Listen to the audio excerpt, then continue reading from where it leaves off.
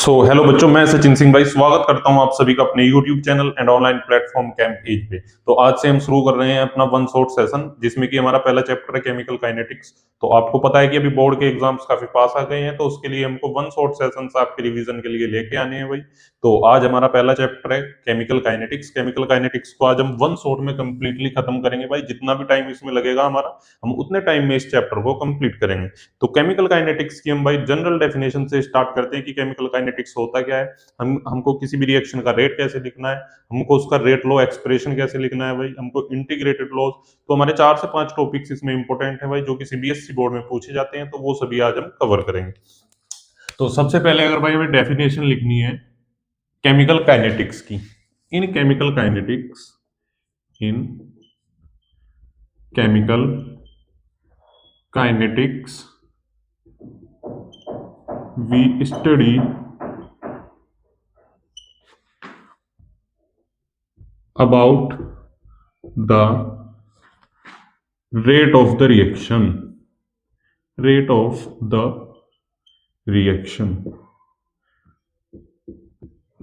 सो भाई पहली चीज क्या है केमिकल काइनेटिक्स में। केमिकल काइनेटिक्स में हम किसी भी रिएक्शन की स्पीड का पता लगाते हैं कि वो किस स्पीड से रिएक्शन हमारे पास में हो रही है। हमको डेफिनेशन से क्लियरली पता चल रहा है कि in chemical kinetics we study about the rate of the reaction. That means कि हमको उसके रेट को क्या करना है भाई, पढ़ना है। तो रेट हमारा क्या होता है भाई, किसी भी चीज में change with respect to time. अगर हम फिजिक्स में जैसे कि हम देखते हैं वेलोसिटी, स्पीड, तो उनका हम क्या पढ़ते हैं, चेंज पढ़ते हैं विद रिस्पेक्ट टू टाइम। हमको इसमें क्या पढ़ना है, change in concentration of reactant with respect to time और change in concentration of product with respect to time. अभी हम इसको कवर करते हैं भाई, और इसके अभी हम सब टॉपिक्स में इसको डिवाइड करते हैं केमिकल काइनेटिक्स को। आज के हमको इसमें टॉपिक्स कवर करने हैं भाई। पहला टॉपिक हमको कवर करना है इसमें rate of reaction. Rate of reaction, किसी भी रिएक्शन का रेट हम कैसे लिखते हैं भाई, रेट ऑफ रिएक्शन। सेकंड हम कवर करेंगे इसमें rate law expression, rate law expression. Third हम इसमें कवर करेंगे भाई integrated rate laws, integrated rate laws. इसमें हमारे पास में हम जनरली क्लास 12th में जो पढ़ते हैं भाई, वो 3 लॉज पढ़ते हैं। Zero order reaction, zero order reaction, first order reaction, first order reaction and second order reaction भाई, सेकंड ऑर्डर। इनके हमको क्या करने हैं भाई, इनके हमको डेरिवेशंस करने हैं, derivations plus questions.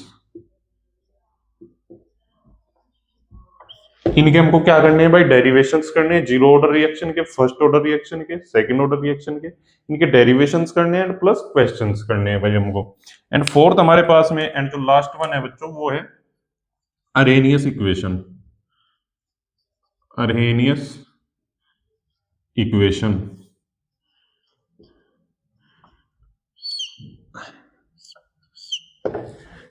Arrhenius equation पे क्या डिस्कस करते हैं भाई हम। अरेनियस इक्वेशन में हम देखते हैं कि dependence, dependence of rate constant on temperature, on temperature. भाई अरेनियस इक्वेशन हमको क्या बताती है, रेट कांस्टेंट एंड टेम्परेचर के बीच में क्या बताती है, ये रिलेशन बताती है। तो इस तरीके से हमारे चैप्टर का क्या होने वाला है भाई, आउटलाइन होने वाला है। सबसे पहले हम डिस्कस करेंगे रेट ऑफ रिएक्शन, देन हम रेट लॉ एक्सप्रेशन डिस्कस करेंगे भाई, then integrated rate laws and then Arrhenius equation. अगर आपने इसका स्क्रीनशॉट लेना है तो भाई आप इसका स्क्रीनशॉट ले सकते हैं।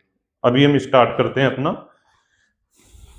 पहला point, rate of reaction.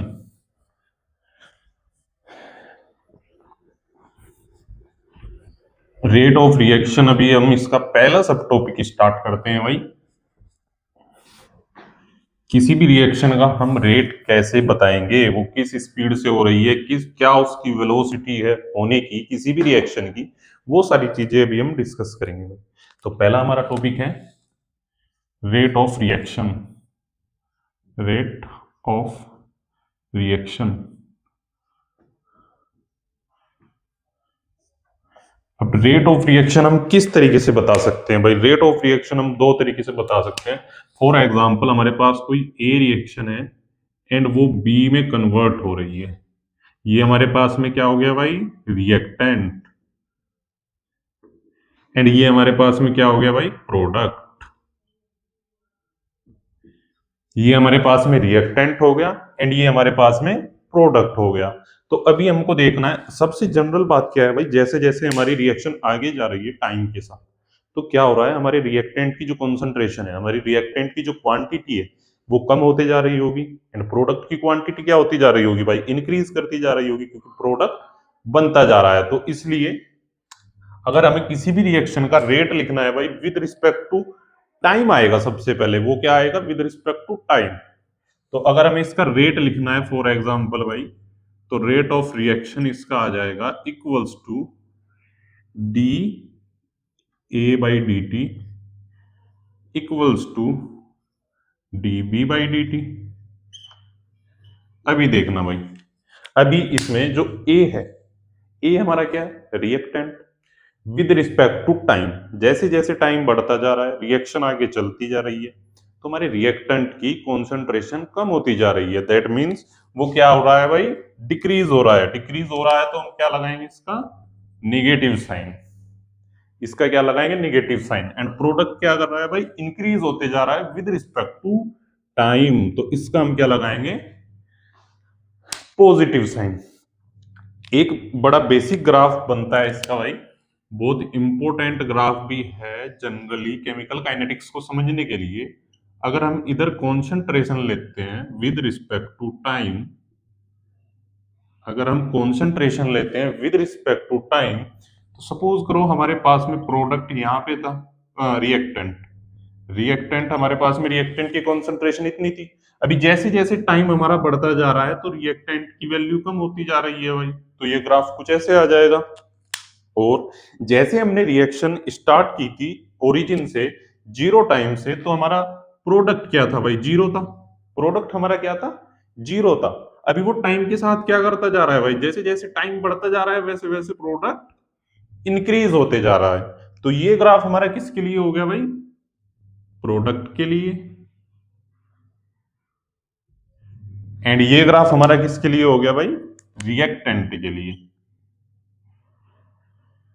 Reactant. अभी ये ग्राफ डायरेक्टली क्या शो कर रहा है भाई, कि जो हमारा रिएक्टेंट है, जैसे जैसे हमारा टाइम इंक्रीज कर रहा है, तो रिएक्टेंट क्या हो रहा है? हमारा डिक्रीज कर रहा है। रिएक्टेंट की क्वांटिटी क्या हो रही है? हमारी डिक्रीज हो रही है। जैसे हमने अपना प्रोडक्ट, जैसे कि हमारी रिएक्शन बेसिक जीरो टाइम से स्टार्ट हुई, तो हमारा प्रोडक्ट क्या था? जीरो कॉन्सेंट्रेशन पे था। जैसे जैसे टाइम इंक्रीज होना स्टार्ट हुआ, तो हमारा प्रोडक्ट की क्वांटिटी जो हुई वो इंक्रीज होनी स्टार्ट हुई। इसलिए इसका क्या स्लोप आया है भाई? Positive slope. एंड इसका क्या स्लोप आया है भाई? Negative slope. तो ये था हमारा रेट ऑफ रिएक्शन। अभी हम लेते हैं स्टोइचोमेट्रिक कोफिशिएंट का केस, अभी हम डिस्कस करते हैं भाई। ये था हमारा एग्जांपल 1। अभी हम लेते हैं एग्जांपल नंबर 2। एग्जांपल नंबर 2 में फॉर एग्जांपल हमने कोई भी एक्स स्टोइचोमेट्रिक कोफिशिएंट ले लिया भाई, एंड y स्टोइचोमेट्रिक कोफिशिएंट ले लिया बी की साइड। ये हमारा क्या हो गया भाई? Reactant side. Reactant side. And ये हमारी क्या हो गई भाई? Product side. Product side. तो अभी जो रेट ऑफ रिएक्शन हमको लिखना है भाई, रेट ऑफ रिएक्शन कुछ हम इस तरीके से लिखेंगे, rate of reaction equals to minus of D A by D T equals to plus of D B by D T. But इस बार जो हमारा स्टोइचोमेट्रिक कोफिशिएंट है, उससे क्या करना है भाई हमको? उससे क्या करना है? इसको डिवाइड कर देना है, उससे इसको डिवाइड कर देना है। तो ये हमारा आ जाएगा विद स्टोइशियोमेट्रिक कोफिशिएंट का, हमारा ये केस हो गया भाई। अगर हमारे पास में स्टोइशियोमेट्रिक कोफिशिएंट इंक्लूड है किसी भी रिएक्शन में, तो उसके रेट को हमें क्या कर देना है, उस स्टोइशियोमेट्रिक कोफिशिएंट से क्या कर देना है भाई, डिवाइड कर देना है। अभी जैसे हम किसी भी रिएक्शन का रेट ऑफ रिएक्शन लिखते हैं, जैसे हमने इसका रेट ऑफ रिएक्शन लिखा था भाई, तो इसमें हमने रिएक्टेंट का क्या लिखा था, minus D A by D T. ये क्या बताता है भाई, ये बताता है रेट ऑफ डिसअपियरेंस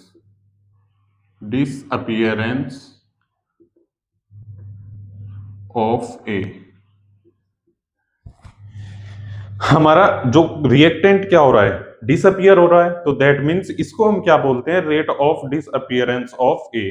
अभी हमने प्रोडक्ट का क्या लिखा था भाई, plus D B by D T, तो इसको हम क्या बोल सकते हैं, रेट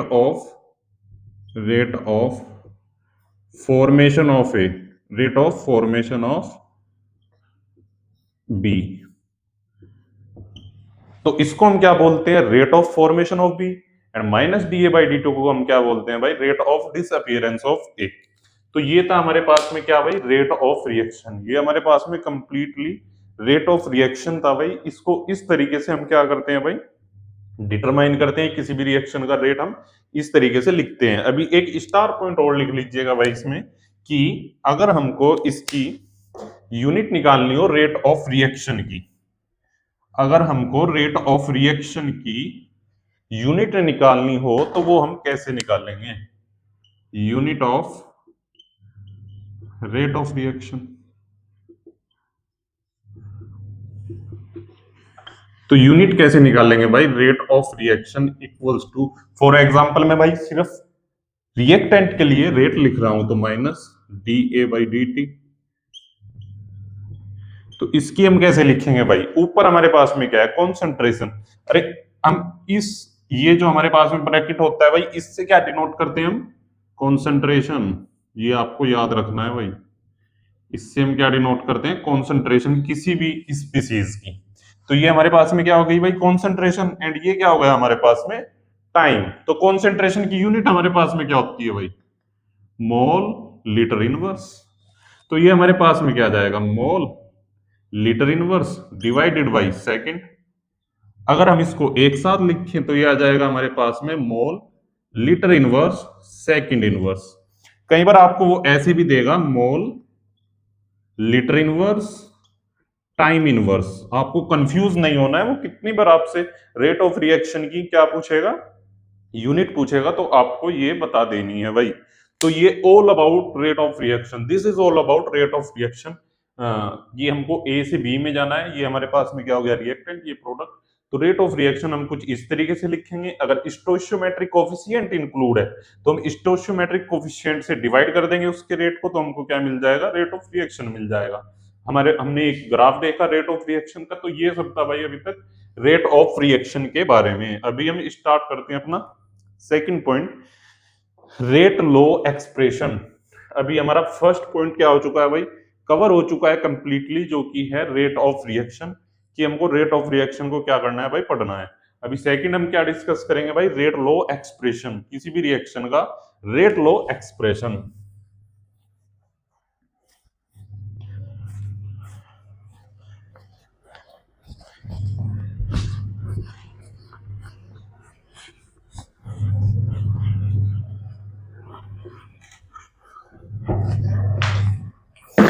सेकंड टॉपिक है हमारा भाई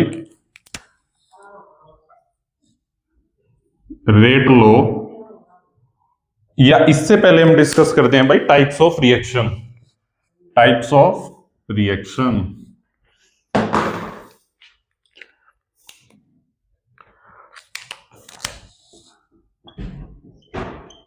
types of reaction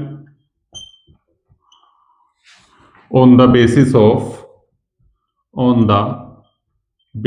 of steps involved in a reaction. अभी हम टाइप्स ऑफ रिएक्शन पढ़ते हैं भाई, हमारे पास में कितने टाइप्स की रिएक्शन है। तो जनरली हमारे पास में जो रिएक्शंस हैं भाई वो तीन टाइप्स की हैं। तीन टाइप्स की है, मोटा मोटी हम इनको दो टाइप्स की बोल सकते हैं। पहली हमारे पास में है एलिमेंट्री रिएक्शन। एलिमेंटरी रिएक्शन, और इसको हम क्या बोलते हैं भाई, और इसको हम बोलते हैं one step reaction. One step reaction, ये क्या हो जाती है भाई रिएक्शंस, ये वो सभी रिएक्शंस हैं जो कि एक स्टेप में कंप्लीट हो जाती हैं। इनमें कोई इंटरमीडिएट, इनमें कोई मैकेनिज्म इन्वॉल्व नहीं होती। There is no mechanism, there is no mechanism involved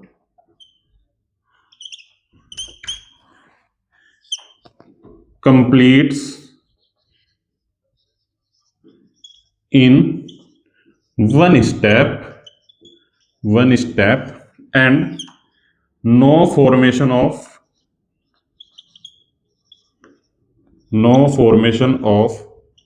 any intermediate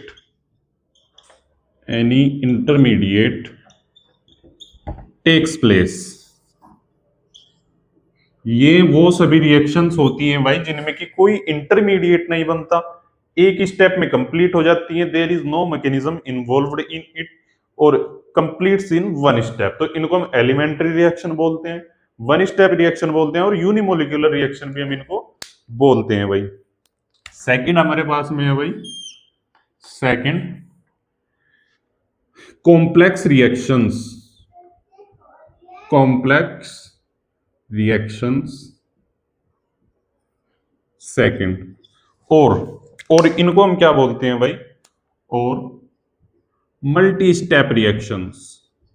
multi step reaction, that means ये वो रिएक्शंस होती हैं भाई जो क्या करती हैं, किसी प्रॉपर मैकेनिज्म को फॉलो करती हैं। ये किसी प्रॉपर मैकेनिज्म को फॉलो कर रही होती हैं, इनमें प्रॉपर इंटरमीडिएट की फॉर्मेशन हो रही होती है। इन सभी रिएक्शंस को हम क्या बोलते हैं, complex reactions, multi step reactions. इनमें क्या हो रहा होता है, फॉर एग्जांपल कोई रिएक्शन हमारे पास में है, कोई रिएक्शन ए से बी जा रही है, देन बी से सी जा रही है, देन सी से डी जा रही है। तो इसमें रेट कांस्टेंट यहाँ पे क्या हो गया, K1, K2, K3। तो यहाँ पे कितने स्टेप्स इन्वॉल्व हो रहे हैं भाई, स्टेप्स इन्वॉल्व हो रहे हैं तीन। तो ये क्या है, मल्टी स्टेप रिएक्शन है, कॉम्प्लेक्स रिएक्शन है। तो इसमें हमें हर स्टेप के लिए क्या पढ़ना पड़ेगा, अलग रेट पढ़ना पड़ेगा। जो हमको स्लो स्टेप दिया होगा उसके बेस पे हम क्या करेंगे, रेट निकालेंगे किसी भी रिएक्शन का।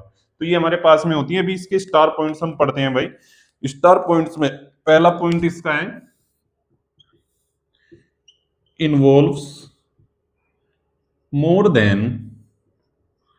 Then one step. एक स्टेप से ज्यादा इन्वॉल्व करती हैं भाई, एक स्टेप से ज्यादा स्टेप्स में होती हैं। जैसे कि आपको मैंने एग्जांपल दिया, ये तो आपको मैंने एक जनरल एग्जांपल दिया है। Formation of intermediates take place. Intermediates takes place, इसमें क्या होता है भाई, हमारे पास में इंटरमीडिएट्स का फॉर्मेशन होता है। जैसे हमारे पास में ये क्या है, ये हमारे पास में है भाई रिएक्टेंट, एंड ये हमारे पास में क्या है, प्रोडक्ट। बीच के जो हमारे पास में है, ये क्या फॉर्मेशन हुआ भाई, फॉर्मेशन ऑफ इंटरमीडिएट्स। सो हमारे पास में ये दो टाइप्स की रिएक्शन होती है, types of reaction on the basis of steps involve in reaction, elementary reaction और वन स्टेप रिएक्शन। इसमें क्या होता है भाई, कोई मैकेनिज्म इन्वॉल्व नहीं होती, डायरेक्ट एक स्टेप में रिएक्टेंट से प्रोडक्ट में कन्वर्ट हो जाती है with the help of any reagent और with the help of any suitable conditions. Complete in one step, no formation of any intermediate takes place, कोई इंटरमीडिएट नहीं बनता। सेकंड हमारे पास में होती है कॉम्प्लेक्स रिएक्शंस और मल्टी स्टेप रिएक्शंस, जो कि एक से ज्यादा स्टेप में होती हैं। उनमें क्या होता है भाई, involves more than one step, formation of intermediates take place. इनमें क्या होता है, इंटरमीडिएट्स का फॉर्मेशन होता है भाई। तो ये थी हमारे पास में टाइप्स ऑफ रिएक्शंस। ये आपको बहुत अच्छे से पता होनी चाहिए भाई कि एलिमेंट्री रिएक्शन कौन सी है और कॉम्प्लेक्स रिएक्शंस कौन सी है, क्योंकि अभी हमको ये दोनों पढ़नी है आगे चल के अपने चैप्टर में। तो आप इनका स्क्रीनशॉट ले सकते हैं भाई, वरना अभी हम स्टार्ट करते हैं अपना second point, rate law expression for any reaction. तो चलिए भाई अभी स्टार्ट करते हैं रेट लॉ एक्सप्रेशन।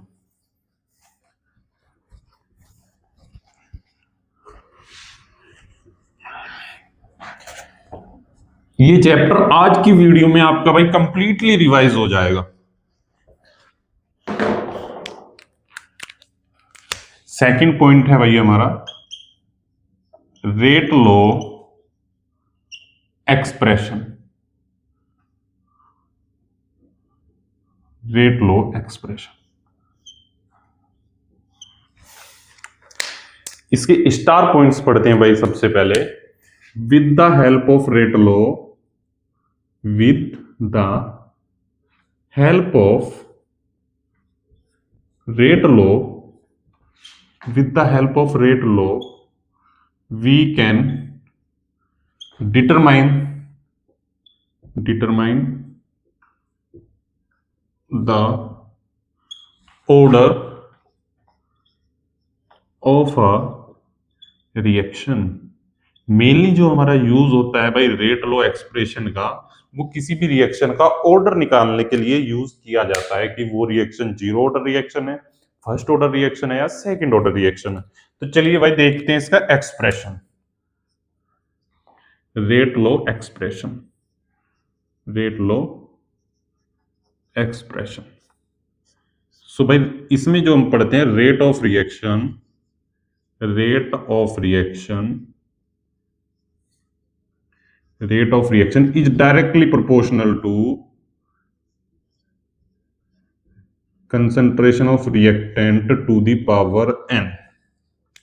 अब हमारे पास में जो भाई ये n इसमें आया है, n this denotes the order of A reaction, this denotes the order of A reaction. ये यही है हमारे पास में जो ऑर्डर को बताता है कि उसका ऑर्डर क्या है। It may be negative, it may be negative, positive, fraction, etc. or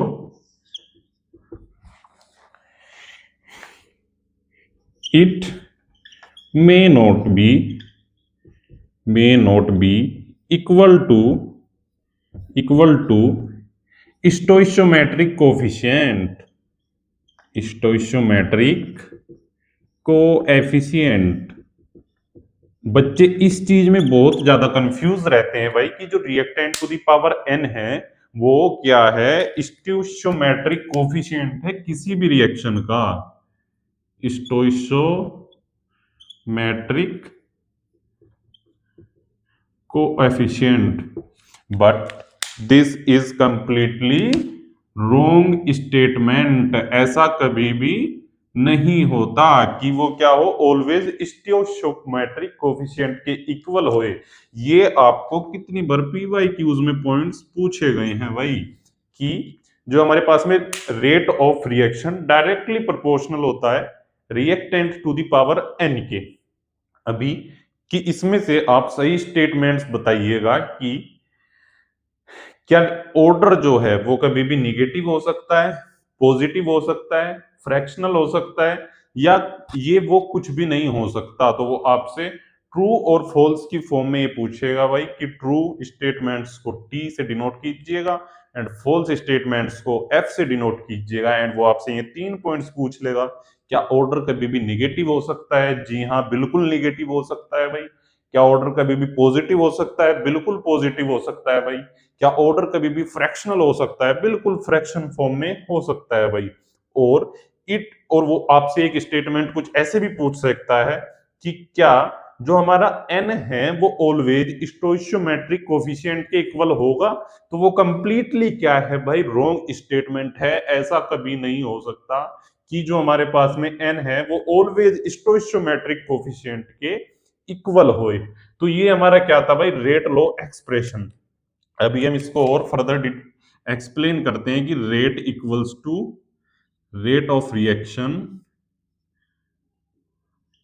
equals to proportional का साइन हटाते हैं भाई, एंड इसको करते हैं के reactant to the power N.